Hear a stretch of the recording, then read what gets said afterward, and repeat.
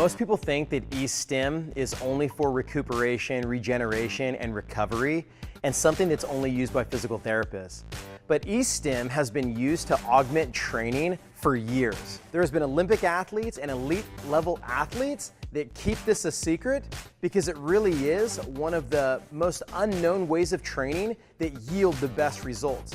In fact, research shows that using EMS with basic training methods can increase your training potential nearly 30% more than basic workouts by themselves. So we're gonna focus today on how to gain strength in that upper body. But because there's so many muscles in the upper body, we're gonna pick two today. We're gonna focus on the lats and we're gonna focus on the biceps. So to focus on the lats, which is primarily a pulling muscle, we'll go ahead and take the pod of the PowerDot and put it on the lower part of the lat. The other two electrodes we'll go ahead and put towards the middle of your spine.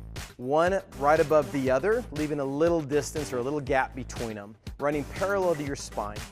This will create a sideways triangle that will capture that part of that lat. We'll use the resistance training program in PowerDot because it's the smartest way to involve the most amount of muscle fiber recruitment that can augment our normal training. We'll talk about three different modes of training, one for beginner, one for intermediate, and one for advanced. So when thinking about the demands of our lift and strengthening that back, we have this system set up on our back and our lats. A beginner is gonna run the resistance training program and leave it there for 6 to 8 weeks, right? Running one session, giving a day or two of rest, running that session again for 6 to 8 weeks. After that adaptation phase has been met, it's time to get into something a little bit more dynamic. This is the intermediate play. We're gonna keep the PowerDot in the exact same place on that lat. We're gonna run the resistance training program, and we're gonna give ourselves 1 to 2 days in between. But this time, what makes it different from beginner is that we're going dynamic.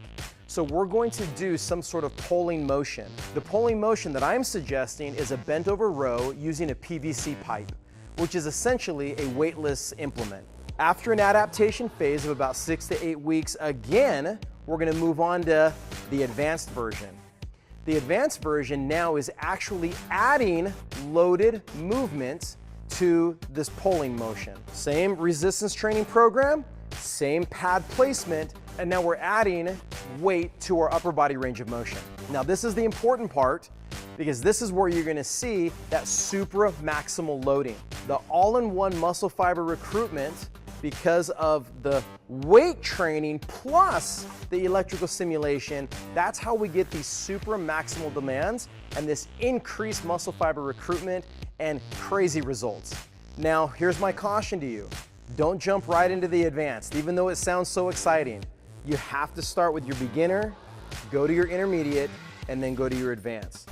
The second muscle group that we've identified as being a primary lifter for upper body is your biceps. The pad placement for the bicep is really simple. Take the pod, attach it at the upper part of your bicep. Take the electrodes, put them at the lower part of your bicep on the medial and lateral side. This will make a triangle that is the length and the width of your bicep. Now that your pads are in place, you're ready to go. You're gonna run the resistance training program because that's the program that's identified for maximal strength gains. You'll run this program with 1 to 2 days in between, no matter where you belong, whether it's a beginner level, an intermediate level, or an advanced level. The beginner level is simply placing the pads on your bicep and running the resistance training program statically. After 6 to 8 weeks, you'll meet this adaptation phase gate and you'll be ready for the intermediate version. The intermediate version has the same pad placement, but now you'll get dynamic with your movements and you'll begin doing a bicep curl.